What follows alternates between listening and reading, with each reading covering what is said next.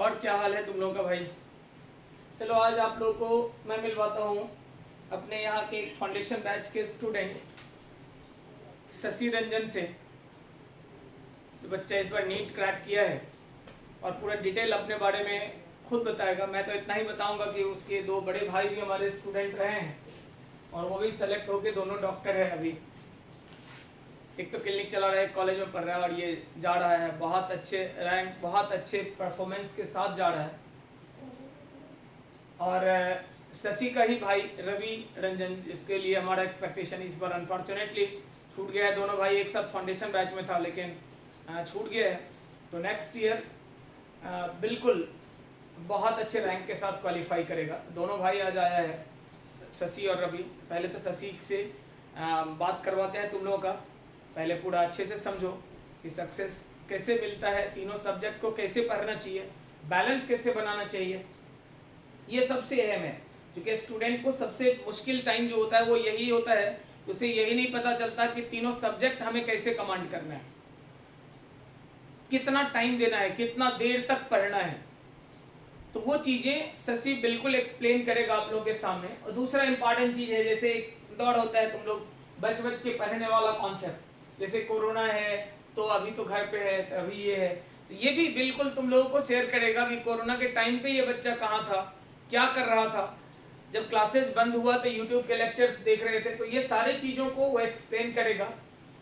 और रवि भी बिल्कुल, रवि को भी बोलेंगे कि बोलेगा कि अगर डिस्क्वालीफाई किया है, 500 प्लस नंबर लाकर अगर डिस्क्वालीफाई किया है बच्चा, तो रीजन क्या है, क्यों गड़बड़ हुआ, वो भी बताएगा कि क्या दोनों भाई में क्या डिफरेंस रहा, क्या स्ट्रैटेजी का डिफरेंस रहा। तो बेहतर होगा तुम लोगों के लिए कि एक साथ रहने वाला दो लोग, एक क्वालिफाई कर गया है, एक डिस्क्वालीफाई किया बट डिसअपॉइंटेड नहीं है, डेफिनेटली नेक्स्ट ईयर बहुत अच्छा करेगा। तो वो चीजें आपके सामने एक्सप्लेन करेगा, ठीक है ना जी। हर साल ये प्रोग्राम तुम लोगों के सामने हुआ करता था, बट इस ईयर ये प्रोग्राम तुम लोगों के एब्सेंट में हो रहा है, जो लाइव में चल रहा है और रिकॉर्डेड फॉर्म में भी आपके पास आ रहा है। उसके बाद अभिषेक भी आएगा कल परसों में, एक दो दिन में होपफुली अभिषेक भी आएगा, क्योंकि आज अभी बात हुई हमारी तो वो घर पे है। और कोविड के टाइम में नॉर्मली लोग इधर उधर नहीं मूव कर रहे हैं, उसी चक्कर में वो है, लेकिन एक दो दिन के अंदर आएगा। इस बच्चे ने 180 में 175 स्कोर किया, 175 physics score out of 180। Aggregate 666 है, 666 मतलब 666 है। अगर आप कहोगे ऑल इंडिया रैंकिंग तो 1565 या 85 ऐसे ही कुछ है, 1565 ऐसा ही। और 445 ये 645 है कैटेगरी रैंक उसका। तो वो भी आएगा और डिटेल आपको बताएगा। लेकिन आज तो शशि आया है, तो शशि अपने बारे में, शशि रंजन सब कुछ बताएगा, ठीक है। तो सबसे पहले तो तुम लोग ढेर सारा ताली बजाता था, लेकिन आज तो यही बात है कि वहीं से ताली बजा जम के, क्योंकि अगली बार तुम लोगों के लिए भी कोई ना कोई करेगा, है कि नहीं। तो ये काम जरूर करो। और उसके बाद आगे नेक्स्ट ईयर तुम लोगों की बारी है, तो सिर्फ भाषण नहीं सुनना, कितना मेहनत करना पड़ता है बिल्कुल बच्चे सामने हैं। और मैं बोल रहा हूँ कि जिन चीज़ों को एक्सप्लेन करेगा, क्योंकि अक्सर एक कन्फ्यूजन होता है लोगों के दिमाग में बैठता है कि 3-4 घंटा भी पढ़ लेंगे ना तो हो जाएगा। फाउंडेशन का बच्चा है, लेकिन वो खुद बताएगा कि कितनी देर वो पढ़ता था, और देन तुम्हारा कॉन्सेप्ट क्लियर होगा कि अगर इतना देर पढ़ने से होता है, इतना मेहनत करने, प्रैक्टिस का क्या रोल है, कोविड हो या कुछ भी हो उस टाइम पे क्या करना चाहिए, क्या किया उसने। तो ये सब चीज अगर मतलब ऐसे ही स्कोर 648 नहीं जाता है, 648 स्कोर ऐसे ही नहीं जाता। अगर मान लो 2-3 ईयर बैक जाके बात करो ना, तो इतने नंबर तो यार टॉपर के होते थे, लेकिन 3-4 साल पहले का बात अगर करो तो। लेकिन अभी अगर राइट नाउ बोलो तो ये मार्क्स ऑब्टेन किया तो ये मजाक में नहीं हुआ, ये इसके लिए कितने शिद्दत से कितना मेहनत करना पड़ा, डिटेल वो बच्चा खुद एक्सप्लेन करेगा, ठीक है। आ जाओ बाबू शशि, आ जाइए।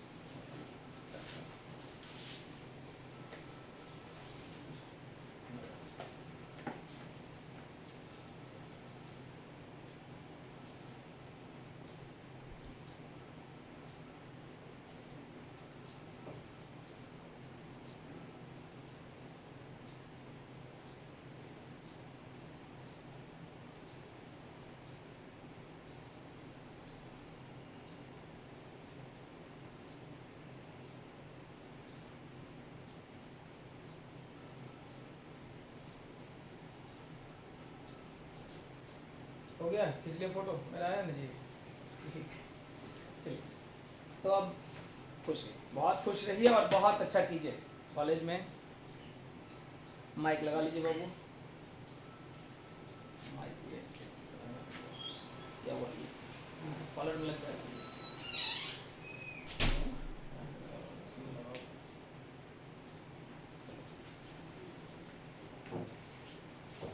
My name is Sasi Ranjan Kumar. ठीक, I got 648 out of 720 and मेरा फिजिक्स में 157 नंबर आया। हमने 1.5 घंटा में पूरा क्वेश्चन 177 हमने क्वेश्चन बनाया था और पूरा क्लियर कर लिया था। 30 मिनट्स फिजिक्स लगा था, 25 बायोलॉजी और उसके बाद केमिस्ट्री। और मैं अपना फिजिक्स के बारे में बताता हूँ कि फिजिक्स वल्केनी क्लास में जब पढ़ा तो कैसे कितना मतलब मुझको फ़ायदा हुआ। सबसे पहले सर के पास जब आए तो फाउंडेशन ज्वाइन किए थे, उसके बाद क्लास किए।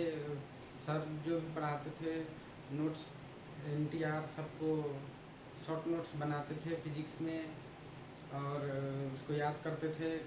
सर जो भी क्वेश्चन प्रैक्टिस के लिए देते थे उसको बनाए। सर का मॉड्यूल HCV सॉल्व करते थे और उसके बाद टेस्ट पेपर जो भी देते थे उसको बनाते थे। और सर के पास पढ़ने का यही फ़ायदा है कि सर जो फिज़िक्स पढ़ाते हैं उसमें सिर्फ थ्योरी नहीं, सर का स्ट्रेटजी है कि सब टाइप पे सर का टाइप है, मतलब जो भी टॉपिक हुआ उसका टाइप, क्योंकि एग्ज़ाम में टाइप पूछता है। ये नहीं कि एक फार्मूला पढ़ा दिए उस पर 5-6 सवाल करा दिए, वैसे नहीं होता है। क्योंकि एग्ज़ाम में हमेशा न्यू क्वेश्चन आता है, इसलिए अगर टाइप क्लियर रहेगा तो आप नया क्वेश्चन सोच सकते हैं। और सर वहीं टाइप कराते हैं पूरा कंसेप्ट।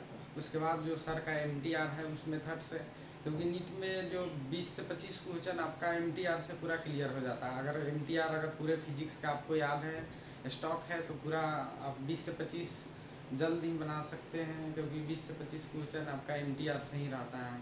बाकी जो सर कंसेप्ट पढ़ाते हैं कॉपी में उससे 10-15 सवाल और थोड़ा सा थ्योरी से। जैसे सब कोई बोलता है कि सर बहुत ज़्यादा पढ़ाते हैं कि फाउंडेशन में, ऐसा नहीं है। क्योंकि एंट्रेंस के लेवल पर सर का जो फाउंडेशन में है वो बहुत अच्छा है, क्योंकि आपको तो सिर्फ 12th तक नहीं रहना है कि थ्योरी पढ़ा दिए उसके बाद हो गया, क्योंकि एंट्रेंस में लेवल रहता है। इसलिए सर का जो कॉपी है एंट्रेंस लेवल पे है और कंसेप्ट पूरा बूस्ट रहता है। टाइप सर करवाते हैं, जो भी कंसेप्ट पढ़ा है उसका MTR प्लस बगल में कॉपी नोट्स में प्रैक्टिस करवाते हैं। इससे आप थ्योरी पढ़ ले उसके बाद प्रैक्टिस भी हो जाता है, इससे आपका पूरा कंसेप्ट भी क्लियर आता है प्लस MTR पूरा याद रहता है। हमने जो भी रिवीजन किया और जो भी चैप्टर को उठाते थे उसका रिवीजन किए और 2-3 पेज में जो भी सर MTR लिखवाते थे उसको MTR का मतलब 2-3 पेज में उसको लिखते थे। और पर डे सभी चैप्टर्स का मान लिए सोने गए तो उससे पहले 2-3 बार उसको देख लिए, ताकि एग्ज़ाम तक आते आते पूरा फार्मूला आपको याद रहेगा और पेपर अटेंडिंग में अच्छा रहेगा। और पूरा प्रैक्टिस जम के करना है, क्योंकि सर जो भी नोट्स दिए और सर का जो भी मॉड्यूल्स हो गया HCV का सॉल्व्ड, ये सब पूरा करना है।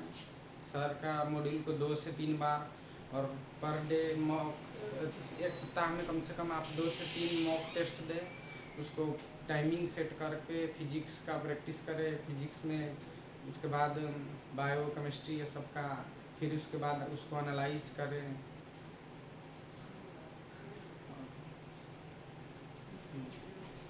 केमिस्ट्री में है कि केमिस्ट्री इनऑर्गेनिक फुली NCERT पूछता है, उसको 5 से 6 टाइम्स NCERT पूरा फुल पढ़ लेना है। NCERT के अलावा एक भी क्वेश्चन नहीं पूछता है।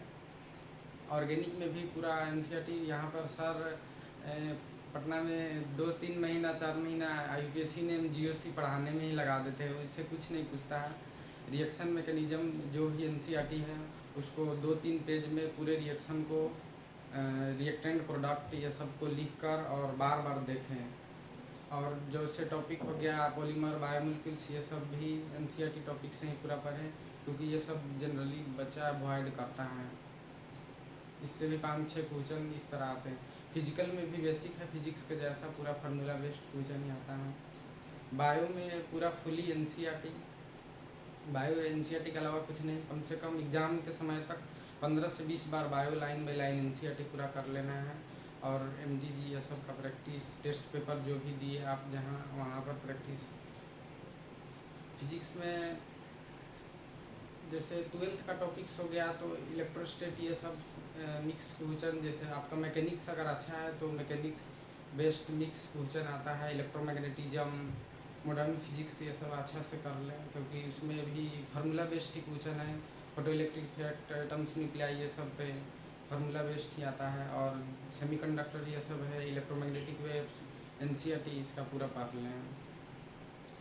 और हमने शुरू में तो जब क्लास था तो 10 आवर्स अपना से सेल्फ स्टडी करते थे। लास्ट आते आते 15 आवर्स, जिसमें कि बायो 5 आवर, तीनों को बैलेंस तरीक़ा से पढ़ते थे।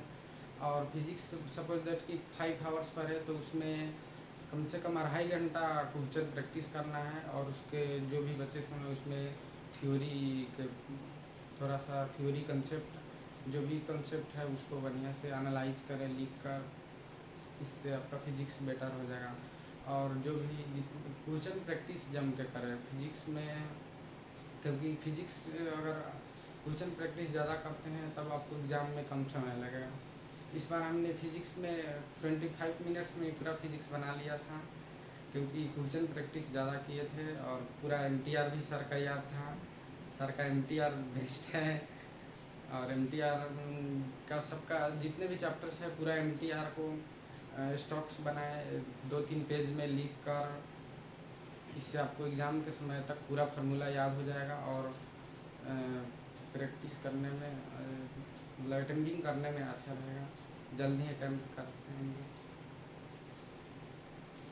फिजिक्स में कौन कौन सा चैप्टर लगा कि जिसको लोग कहते हैं बहुत भारी है, और आपने यहाँ पढ़ा तो कौन कौन सा चैप्टर फील किए कि बहुत इजी लगा, बहुत आसानी से सवाल सॉल्व हुए? सब रोटेशन को मानता है यहाँ कि रोटेशन बहुत हार्ड है, लेकिन रोटेशन में ऐसा कुछ नहीं है, सिंपल है। सर जो कंसेप्ट पढ़ाए उसमें जैसे हर साल रोलिंग मोशन पे बेस्ड क्वेश्चन, वो भी फार्मूला टाइप का ही आता है। और रोटेशन में कंसेप्ट उतना भी हार्ड नहीं पूछता है, simple based. Chapter electromagnetism, magnet में सबका आता है सर कि पूरा मतलब, लेकिन उसमें भी मैग्नेटिक फील्ड ये सब का सर जो कॉपी में कराएं सब टाइप पे क्वेश्चन करवा देते हैं, उससे आपको पूरा क्लियर हो जाएगा।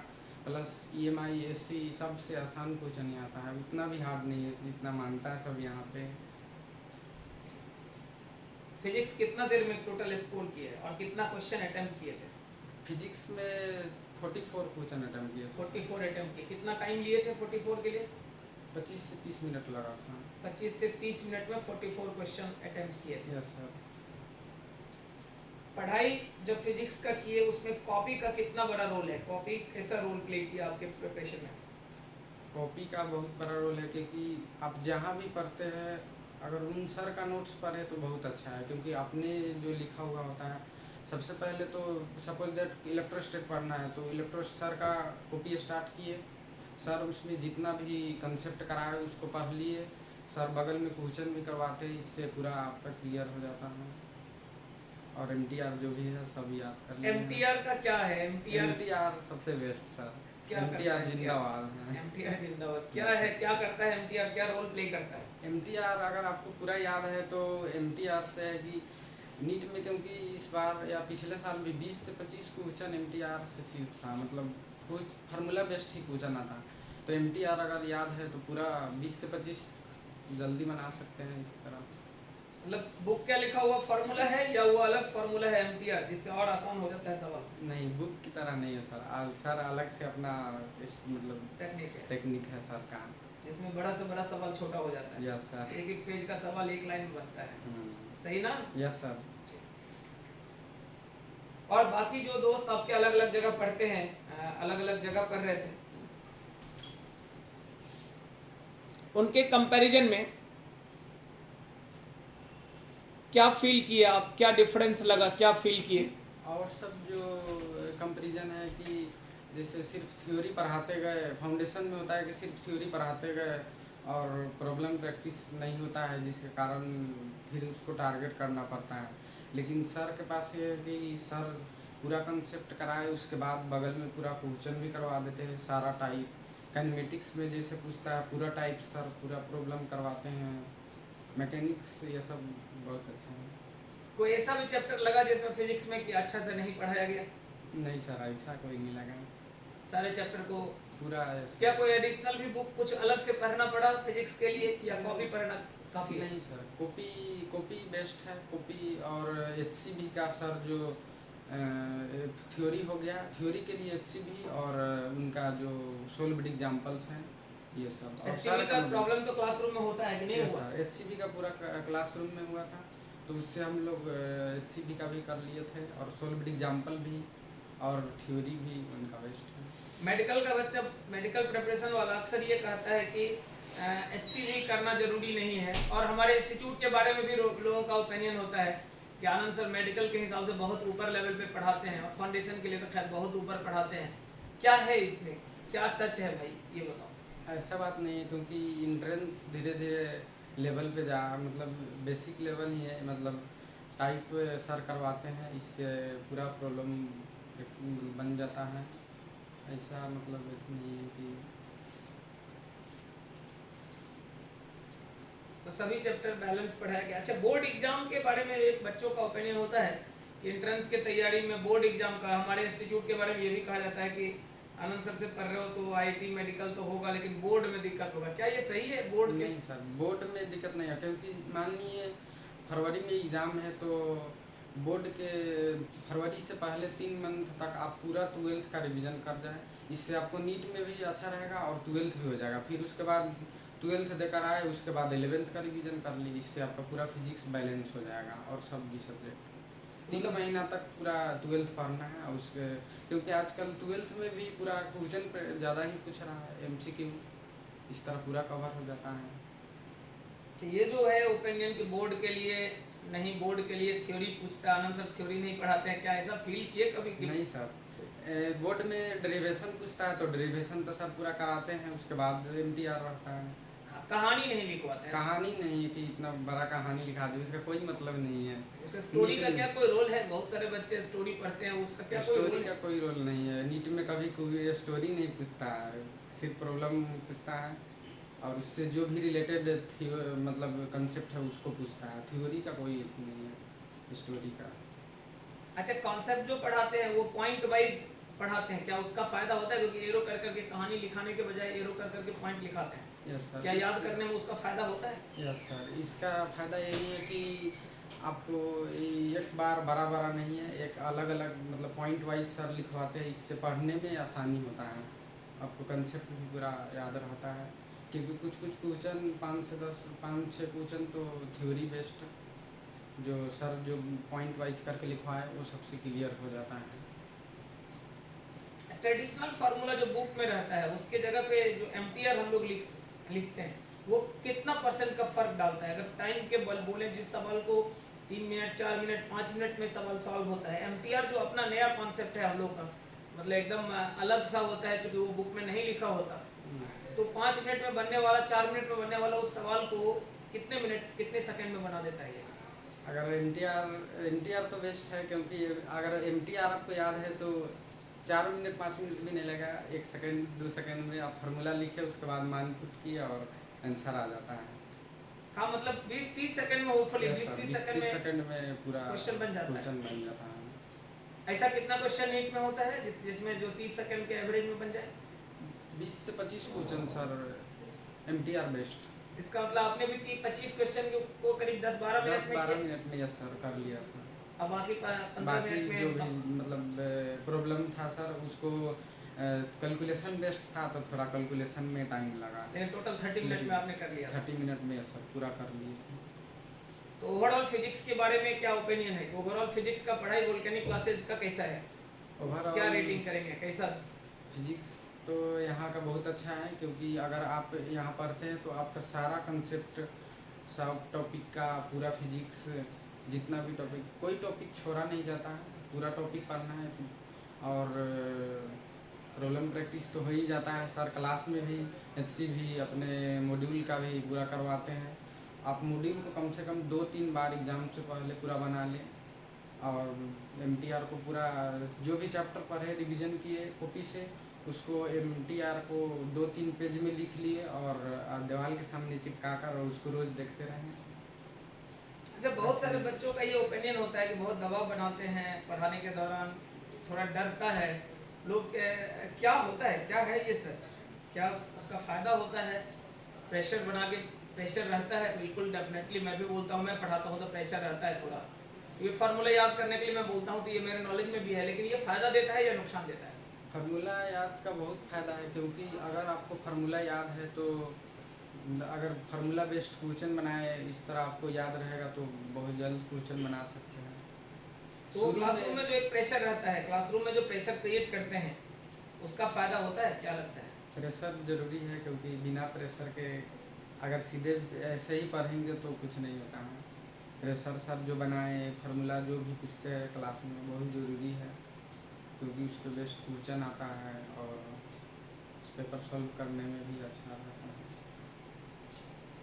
मिनिमम कम से कम टारगेट वाले को कम से कम 15 से 16 घंटा रूम पे फिजिक्स का क्लास करना है, बायो केमिस्ट्री खुद से करना है, क्योंकि आप फाउंडेशन में पढ़े हुए हैं तो फिजिक्स का क्लास सर से अच्छा रहेगा। और बायो के लिए और केमिस्ट्री खुद से एनसीईआरटी पूरा पढ़ना है और क्वेश्चन प्रैक्टिस करना है, और मिनिमम कम से कम 15 से 16 आवर्स तीनों विषय पे इक्वलाइज टाइम देना है, और question more and more question practice करना है, क्योंकि इससे सिली मिस्टेक्स कम होगा। सिली मिस्टेक्स ज़्यादा के कारण स्कोर कम हो जाता है।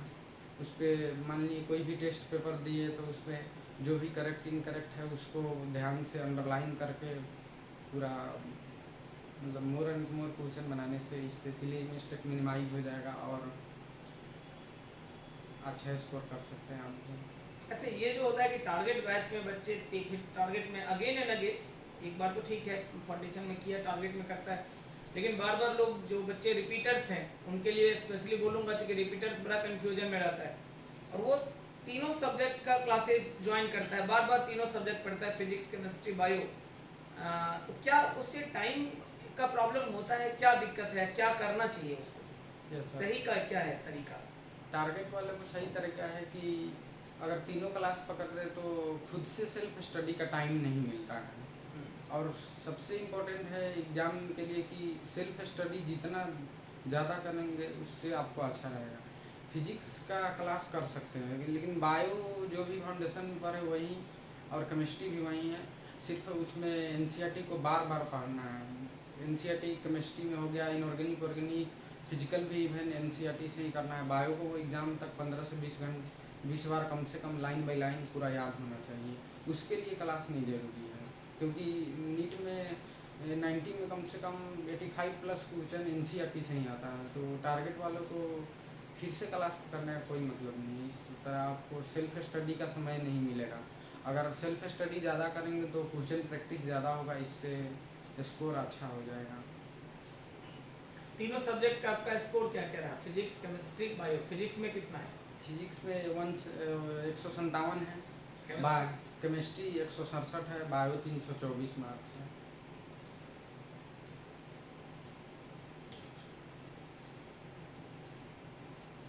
बायो के लिए क्या करना चाहिए बच्चों को? बायो के लिए सिंपल है, एनसीईआरटी जो भी क्लास किए एनसीईआरटी को बार बार पढ़ना है, 15 से 20 बार कम से कम एग्ज़ाम तक पूरा एक एक लाइन। जैसे लास्ट समय में बायो में जो भी इकोलॉजी इवोल्यूशन है, ये सब ह्यूमन फिजियोलॉजी, ये सब पे ज़्यादा फोकस करना है, क्योंकि अभी के ट्रेंड में इकोलॉजी ये सबसे 10-12 क्वेश्चन, बायोटेक्नोलॉजी, ह्यूमन फिजियोलॉजी ये सबसे ज़्यादा आता है, तो इस सब पे ज़्यादा।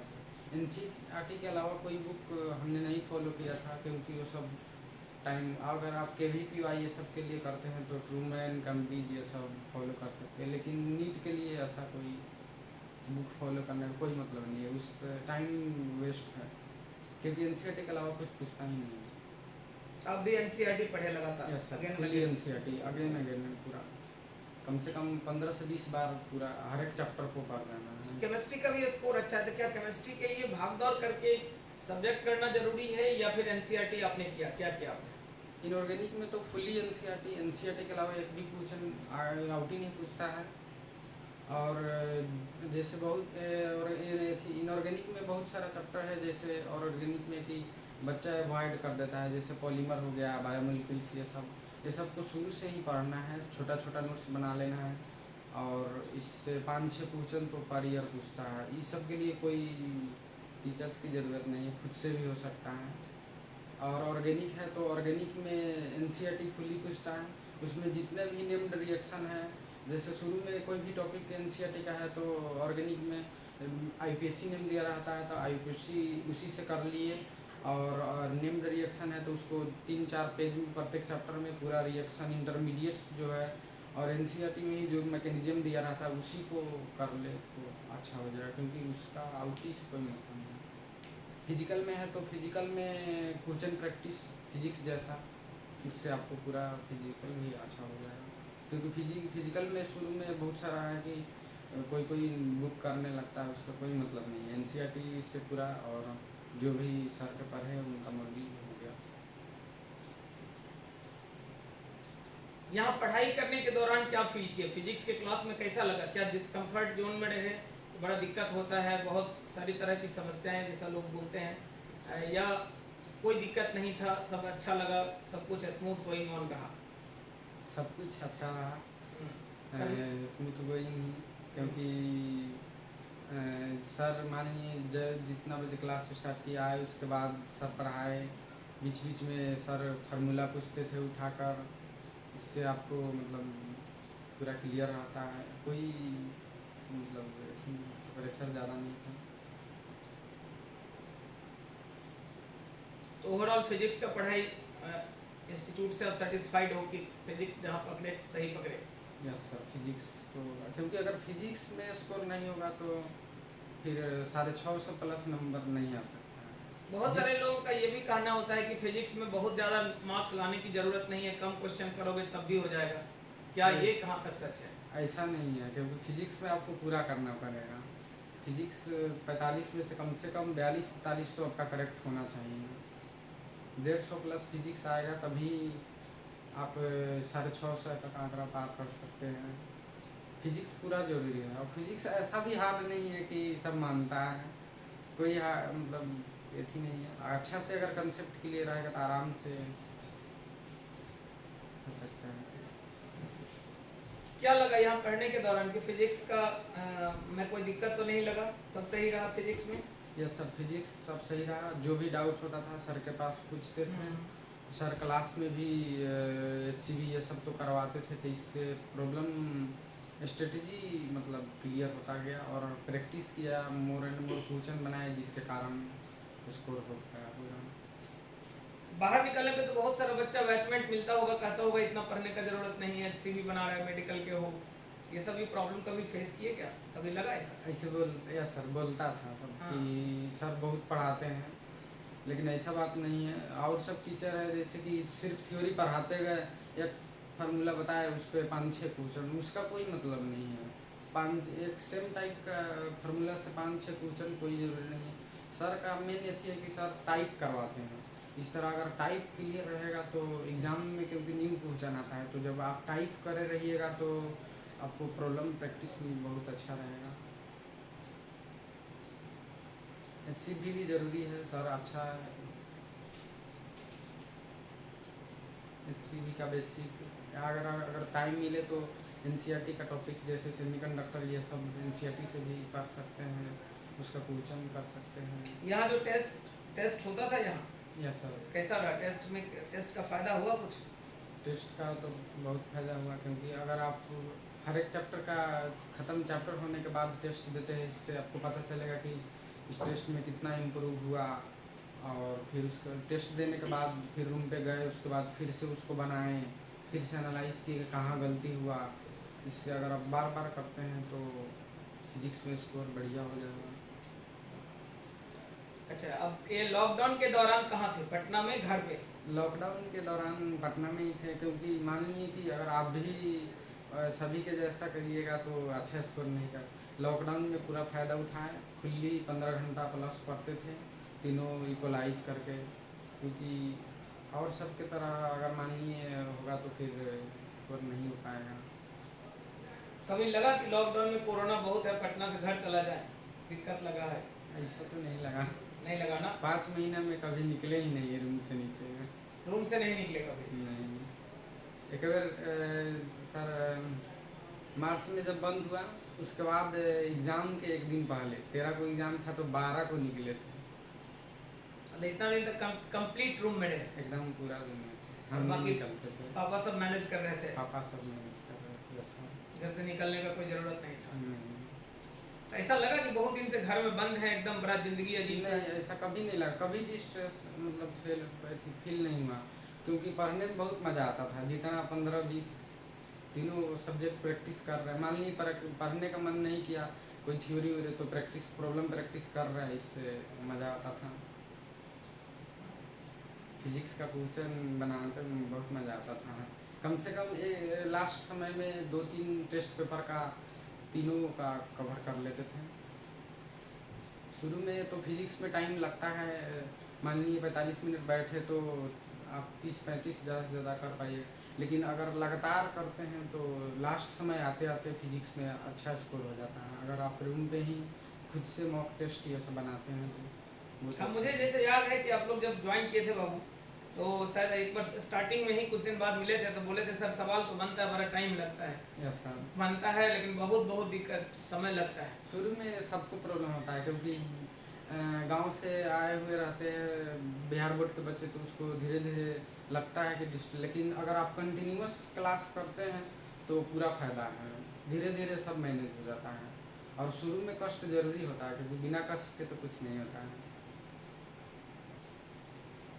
जो भी सब्जेक्ट में कष्ट हो उसका बाद में रिजल्ट आने के बाद बहुत अच्छा लगता है, इसीलिए कष्ट ज़रूरी है। शुरू से ही कंफर्ट जोन में पढ़ना पड़े, और सोशल मीडिया ये सब से दूर रहना चाहिए, ज़्यादा चैटिंग फेसबुक ये सब कुछ नहीं। क्या थे आप फेसबुक से? नहीं सर, ये सब कुछ नहीं। किसी सोशल मीडिया पे एक्टिव नहीं थे? कुछ नहीं सर, वो सब टाइम वेस्टेज है, वो सब कोई फ़ायदा नहीं है। नहीं। खुद से जितना प्रैक्टिस कर लिए वही बहुत बेटर है। और ये लॉकडाउन के दौरान बताया आपने कि यूट्यूब पे लेक्चर आ रहा था सर, तो फिर वो ढूंढ के, चूँकि क्लासेस तो ख़त्म हो गए थे, लॉकडाउन के दौरान के यूट्यूब के लेक्चर से कुछ फ़ायदा हुआ लास्ट मोमेंट का? वो लॉकडाउन में जो भी सर यूट्यूब पे वीडियो लेक्चर डाले थे उसका यही फ़ायदा हुआ कि जो टॉपिक नहीं कवर कर पाए थे वो एग्ज़ाम, लॉकडाउन का तो फ़ायदा हुआ कि टाइम बढ़ गया, प्लस सर का लेक्चर भी था, तो इससे फिजिक्स में जो भी प्रॉब्लम टॉपिक था उसको कर लिए थे। और सर प्रैक्टिस सेशन भी करवा रहे थे तो उसमें भी पूरा टाइम दिए, तो इससे फिजिक्स अच्छा हो पाया। अच्छा, वेरी गुड। तो बेस्ट ऑफ लक शशि। मैं तो यही कहूँगा कि फ्यूचर में आप बहुत अच्छा डॉक्टर बन के, क्योंकि 2 बड़ा भाई पहले ही डॉक्टर बन चुका है, तो बिल्कुल मैं उम्मीद करूँगा कि आप बहुत अच्छा कॉलेज आपको मिले, बहुत अच्छा डॉक्टर बन के निकलें। अब आप एक बार फाइनली बता दीजिए, ऑल इंडिया रैंकिंग आपका क्या है? मेरा ऑल इंडिया रैंक 4257 है, कैटेगरी 1435 रैंक। 1435 रैंक कैटेगरी में है और ऑल इंडिया रैंकिंग 4257 है। क्लियर? अब मैं बात करूंगा आप लोगों को शशि के ही भाई रवि से, जो नेक्स्ट ईयर के लिए हमारे बच्चे मतलब कॉन्फिडेंट हैं कि बिल्कुल सिलेक्शन होगा, और रवि बिल्कुल एक्सप्लेन करेगा कि आखिर कहाँ दोनों भाई एक साथ एक रूम में रह के पढ़ाई कर रहे थे और कहाँ पे डिफरेंस हुआ जिसमें शशि ये स्कोर किया, और रवि भी अपना स्कोर बिल्कुल बताएगा यहीं पे कि कहाँ पे गड़बड़ी हुआ, क्यों कम खराब स्कोर हुआ। जब सक्सेस और फेल्योर को कोई आदमी एक साथ देखता है तो बहुत इजी होता है डिफरेंशिएट करना कि क्या करना चाहिए और क्या नहीं करना चाहिए। और ये बहुत कम देखने को मिलता है कि एक साथ आपको 2 भाई मिल जाएगा जो 2 में से एक क्वालिफाई किया हो, एक नहीं क्वालिफाई किया हो, और दोनों अपने बारे में पूरा डिटेल एक्सप्लेनेशन आपको बता रहा हो। ठीक है, आ जाओ रवि, आ जाइए। ठीक है, ओके बाबू, मोबाइल बंद हो। ठीक है, कोई बात नहीं, चलो लगा लो। ये ठीक है।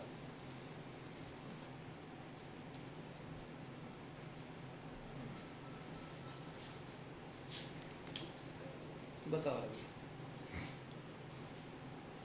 मेरा इस साल नीट का स्कोर 500 प्लस नंबर है। मेरा कम नंबर आने का जो कारण है उसके बारे में हम बताते हैं। जैसे कोई भी कंपटीशन का एग्ज़ाम देने का इसमें 3-4 अथी है। इसमें जो है नीट का एग्ज़ाम के लिए है कि जितना भी चैप्टर है बायो, फिजिक्स और केमिस्ट्री उसको पूरा पढ़ना है नीट के एग्ज़ाम देने के लिए, और बढ़िया से पढ़ना है। अगर बढ़िया से नहीं पढ़े रहिएगा तो आप कन्फ्यूजन होगा, और कन्फ्यूजन के चलते निगेटिव हो जाएगा। क्योंकि मेरा भी कन्फ्यूजन के चलते निगेटिव होने के चलते मेरा भी 100 नंबर का निगेटिव चला गया है।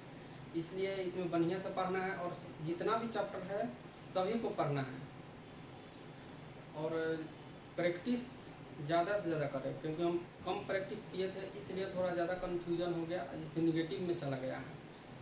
और जो बायो का है, बायो में एनसीईआरटी का पैटर्न का जो क्वेश्चन होगा वो सॉल्व करें, और एनसीईआरटी का लाइन बाई लाइन पढ़ना है। और फिजिक्स का जो है, फिजिक्स में जितना भी सर जो एमटीआर लिखवाते हैं उस एमटीआर को एक नोट्स बनाना है। क्योंकि फिजिक्स में ज़्यादा से ज़्यादा कम समय में सॉल्व करने से यही फ़ायदा है कि क्योंकि फिजिक्स में थोड़ा टाइम लगता है। अगर ज़्यादा प्रैक्टिस किए रहिएगा तो उसमें समय कम लगेगा। और जैसे फाउंडेशन वाला बैच है, बच्चा सब बोलता है कि जैसे सर बोल रहे थे कि ज़्यादा मतलब भास्ट पढ़ाते हैं, तो ऐसा नहीं है। जैसे मान लिए आप लोग आए हैं शुरू में और जो एग्ज़ाम दे चुके हैं उस वहाँ तक आप लोग अगर जाइएगा तो पता चल जाएगा कि मतलब बाद में बुझाएगा कि पहले क्या था, कि इस तरह नहीं मतलब सोचना चाहिए। क्योंकि जो सर पढ़ाते हैं उसमें इंट्रेंस के लेवल पर पढ़ना पड़ता है।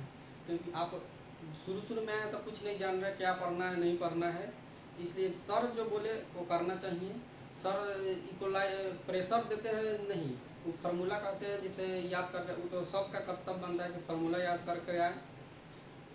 कि जैसे और जैसे अभी ना अगर मान लीजिए प्रेशर नहीं देंगे, जैसे अभी है ऑनलाइन सब पढ़ रहा था, कोई मान लीजिए पढ़ रहा होगा कोई नहीं पढ़ रहा होगा, कोई किसी का मतलब नहीं है। अगर सामने से पढ़ा जाता है तो उसका है कि फार्मूला याद कीजिएगा, सर पूछेंगे तो डर के मारे याद करके आइएगा। और एक है कि ऑनलाइन और ऑफलाइन। ऑनलाइन से है कि जिसे अभी सिचुएशन है तो पढ़ना पड़ता है, लेकिन ऑफलाइन अच्छा होता है क्योंकि मान लीजिए आप जो ऑनलाइन में पढ़े जो प्रॉब्लम हुआ वो नहीं पढ़ पाइएगा, चाहे नहीं पूछ पाइएगा। अगर सामने से है तो अगर जो प्रॉब्लम होगा उसी समय पूछ लीजिएगा, इसलिए ऑफलाइन अच्छा है ऑनलाइन से। दोनों भाई में क्या अंतर रहा कि दोनों भाई एक साथ तैयारी किए, क्या डिफरेंस रहा स्ट्रैटेजी में, ताकि शशि का हुआ सिलेक्शन और आपका छूट गया है, क्या अंतर रहा, क्या स्ट्रैटेजी का डिफरेंस है?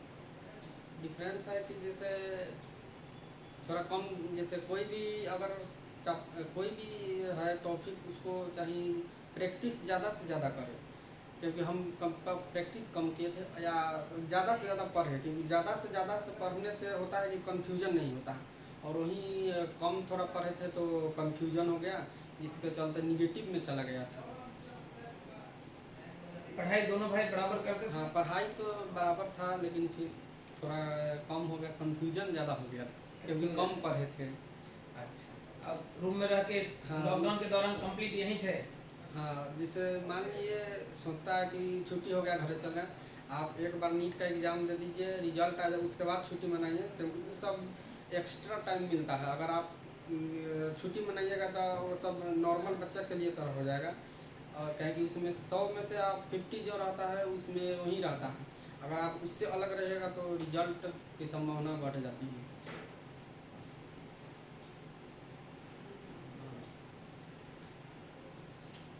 और क्या कभी लगा फिजिक्स में पढ़ने के दौरान कि फिजिक्स भारी है, मुश्किल होगा, कैसे संभाल लेंगे, क्या ऐसा कुछ फीलिंग था?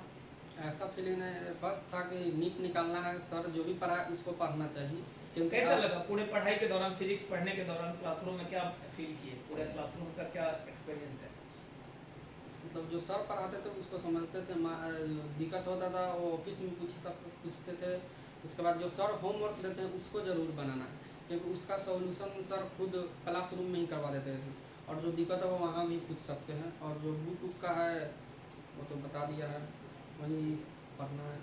पढ़ाने का तरीका आपके हिसाब से क्या लगा? पढ़ाने का तरीका कैसा पढ़ाने है? का तरीका यही कि जैसे पढ़ाने का क्वेश्चन क्लासरूम में यहाँ पढ़ाते हैं उसका क्या तरीका है, कैसा लगा तरीका? जैसे नोट्स है तो उसमें है कि एग्ज़ाम में जो पूछता है ना, तो डिफरेंट आप जो नया क्वेश्चन आता है, केवल सेम नहीं रहता है कि पैटर्न सेम रहता है। अगर डिफरेंट टाइप का अगर क्वेश्चन सोल्व करिए रहिएगा तो एग्ज़ाम में फ़ायदा देता है कि उसको सोच पाते हैं जल्दी और जल्दी कर पाते। अगर नहीं डिफरेंट टाइप का क्वेश्चन बनाएंगे तो नहीं सोच पाएंगे और नहीं बन पाएगा एग्ज़ाम का क्वेश्चन।